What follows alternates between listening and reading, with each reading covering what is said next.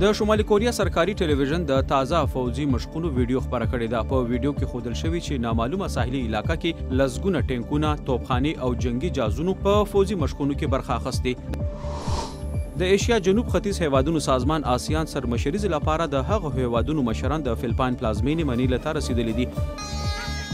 په مقدونیا کې مظاهرچیان پارلمان ته ننوتي او د سوشل ډیموکرات ګوند مشر یې ژوبل کړی دی. مظاهرچیانو د هغه ګوند او د البانیا نژاده ائتلاف لخوا د سپیکر منتخب کولو پر ضد مظاهره کوله.